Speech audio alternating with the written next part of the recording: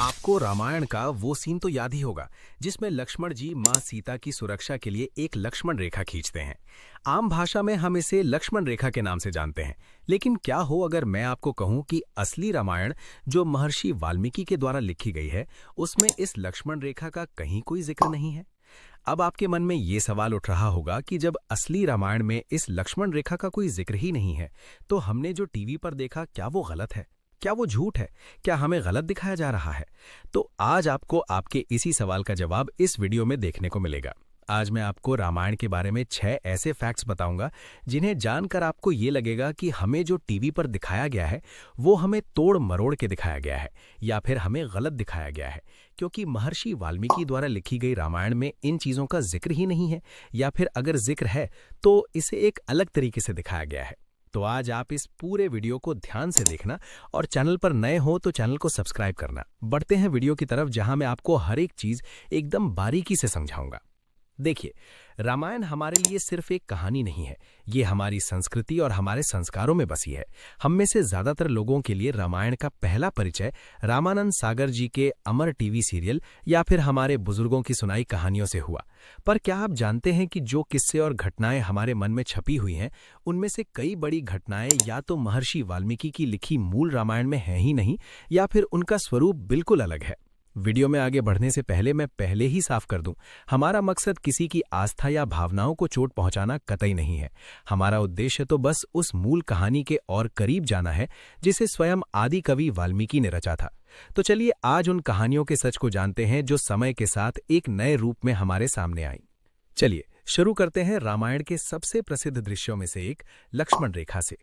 हम सब यही जानते हैं कि जब श्रीराम स्वर्ण मृग के पीछे गए तब लक्ष्मण ने अपनी शक्तियों से एक रेखा खींची और मां सीता से आग्रह किया कि कुछ भी हो जाए इस रेखा को पार न करें। जब रावण साधु के वेश में आया तो वो इस रेखा को पार नहीं कर सका और उसने छल से सीता जी को रेखा से बाहर बुलाकर उनका हरण कर लिया। ये घटना हमें दिखाई गई और हमें यही लगता है कि लक्ष्मण जी ने मां सीता की रक्षा के लिए लक्ष्मण रेखा खींची। लेकिन हकीकत क्या है, आइए जानते हैं। आपको यकीन करना शायद मुश्किल हो, पर महर्षि वाल्मीकि की रामायण में लक्ष्मण रेखा का कहीं भी कोई भी वर्णन नहीं है। जी, आपने बिल्कुल सही सुना। वाल्मीकि रामायण के अनुसार जब लक्ष्मण को विवश होकर जाना पड़ा तो उन्होंने सीता मां को वन के देवी देवताओं और प्रकृति की सुरक्षा में सौंपा और चले गए। कोई भी रेखा नहीं खींची। यहाँ तक कि तुलसीदास जी के रामचरितमानस में भी इस घटना का सीधा उल्लेख नहीं है। सिर्फ लंका कांड में मंदोदरी बातों बातों में इसका संकेत देती हैं। ये दृश्य असल में बाद की लोक कथाओं और विशेषकर रामानंद सागर के टीवी सीरियल से इतना लोकप्रिय हुआ कि आज ये रामायण का एक अभिन्न अंग माना जाने लगा है। अब बात करते हैं भक्ति की उस मिसाल की जिसे सुनकर हम भावुक हो जाते हैं, शबरी के जूठे बेर। कहानी प्रचलित है कि जब भगवान राम शबरी की कुटिया में पहुंचे तो भक्ति में डूबी शबरी ने हर बेर को पहले खुद चखकर देखा ताकि भगवान को सिर्फ मीठे बेर ही मिले। भगवान राम ने भी उनके इस निश्चल प्रेम का मान रखते हुए उन जूठे बेरों को बड़े प्रेम से खाया। लेकिन असली कहानी क्या है? ये कथा भक्ति भाव को दर्शाने के लिए अद्भुत है, लेकिन वाल्मीकि रामायण में इसका उल्लेख नहीं मिलता। वाल्मीकि रामायण में शबरी को एक ज्ञानी और सिद्ध तपस्विनी के रूप में दर्शाया गया है। जब श्रीराम उनके आश्रम पधारते हैं तो वो पूरे सम्मान और विधि विधान से उनका स्वागत करती हैं और जंगल से लाए ताजे और मीठे फल उन्हें अर्पित करती हैं, जिन्हें राम सहर्ष स्वीकार करते हैं। वहां चखे हुए या जूठे बेरों की कोई बात नहीं है। रामचरितमानस में भी तुलसीदास जी ने कंद मूल फल सुरस अति दिए जाने की बात लिखी है, पर जूठे बेर का प्रसंग वहां भी नहीं है। ऐसा प्रतीत होता है कि ये कहानी बाद में भक्त कवियों ने भगवान और भक्त के बीच के गहरे और निश्चल प्रेम को दर्शाने के लिए रची थी। वीडियो में आगे बढ़ते हैं और जानते हैं हमारी तीसरी कहानी के बारे में, सीता जी का स्वयंवर। हमने टीवी धारावाहिकों में देखा है कि राजा जनक एक भव्य स्वयंवर का आयोजन करते हैं जहां रावण समेत कई महान राजा शिव धनुष उठाने की प्रतियोगिता में भाग लेने आते हैं। जब कोई भी राजा धनुष नहीं उठा पाता तब भगवान राम उसे तोड़ देते हैं और फिर क्रोधित परशुराम जी वहां प्रकट हो जाते हैं। लेकिन असली कहानी क्या है, आइए जानते हैं। आपको यकीन करना शायद मुश्किल हो, पर महर्षि वाल्मीकि की रामायण में स्वयंवर नहीं कहा गया है। कहानी केवल इतनी सी है कि राजा जनक ने केवल एक शर्त या प्रतिज्ञा रखी थी कि जो कोई भी शिव धनुष पिनाक पर प्रत्यंचा चढ़ा देगा वो अपनी पुत्री सीता का विवाह उसी से करेंगे। ये एक शर्त थी, कोई खुली प्रतियोगिता नहीं थी जहां दुनिया भर के राजा आमंत्रित किए गए थे। और सबसे महत्वपूर्ण बात, वाल्मीकि रामायण के अनुसार रावण उस सभा में मौजूद ही नहीं था। ऋषि विश्वामित्र राम और लक्ष्मण के साथ मिथिला पहुंचे थे। जब कोई भी राजा धनुष हिला तक नहीं सका, तब विश्वामित्र के कहने पर राम ने उसे उठाया और डोरी चढ़ाते समय वो टूट गया। धनुष टूटने के बाद परशुराम जी के आने और राम के साथ उनके संवाद का वर्णन वाल्मीकि रामायण के बालकांड में है, लेकिन रामचरितमानस में इसे लक्ष्मण और परशुराम के बीच एक तीखी नोकझोंक के साथ और भी नाटकीय बनाया गया है। अब हम बढ़ते हैं हमारी चौथी कहानी की तरफ, रावण के 10 सिर का रहस्य।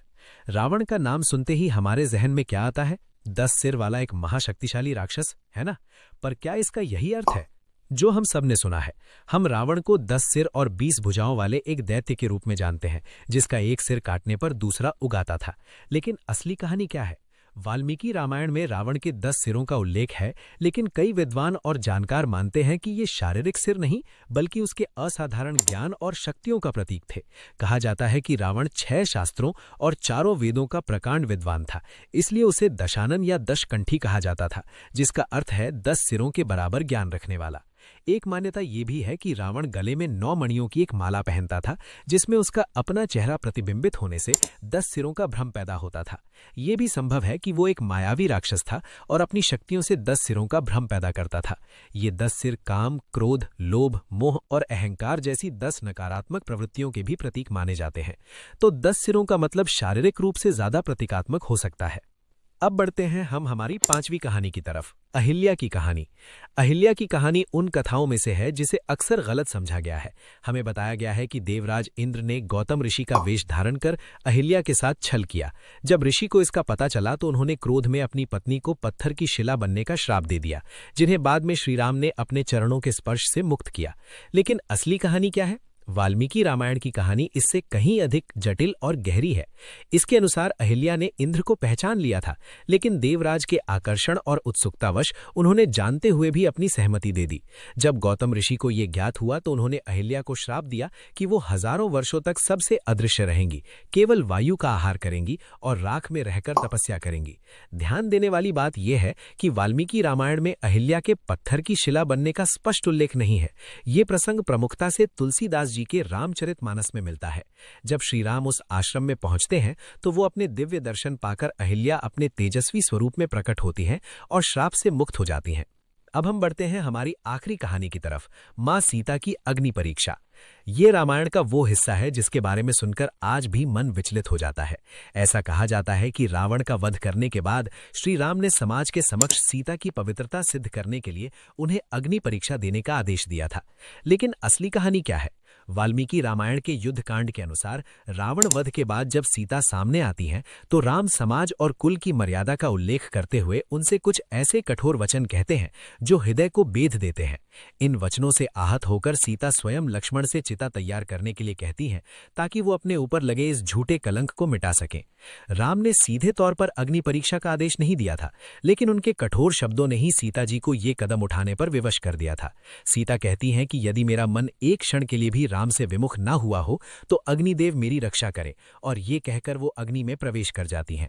इसके बाद स्वयं अग्निदेव सीता को सुरक्षित लेकर प्रकट होते हैं और उनकी पवित्रता का प्रमाण देते हैं। दिलचस्प बात यह है कि तुलसीदास जी ने रामचरितमानस में इस कहानी को एक बिल्कुल अलग दृष्टिकोण दिया है। उनके अनुसार हरण से पहले ही असली सीता अग्नि में समा गई थी और रावण ने उनकी छाया का हरण किया था। अग्नि परीक्षा के समय वही छाया अग्नि में विलीन हो जाती है और असली सीता पुनः प्रकट होती हैं। तो दोस्तों, आपने देखा कैसे समय के प्रवाह में रामायण की मूल कहानियों में कितने बड़े और महत्वपूर्ण परिवर्तन हुए। टीवी सीरियल्स और लोक कथाओं ने इन प्रसंगों को अधिक नाटकीय और सुलभ बनाने के लिए कई नई चीजें जोड़ी। इसका ये अर्थ बिल्कुल नहीं है कि ये बाद के संस्करण गलत हैं। उनका उद्देश्य भी भक्ति और धर्म के संदेश को सरल रूप में जन जन तक पहुंचाना ही था। इन तथ्यों के बारे में आपकी क्या राय है? मुझे नीचे कमेंट्स में जरूर बताइए। क्या आप कोई और ऐसी कहानी जानते हैं जो मूल रामायण से अलग है? और हाँ, अगर ये वीडियो देखकर आपको कुछ नया जानने को मिला तो प्लीज इसे लाइक करें, अपने परिवार और दोस्तों के साथ शेयर करें और चैनल को सब्सक्राइब किए बिना मत जाइएगा। मिलते हैं अगले वीडियो में। धन्यवाद।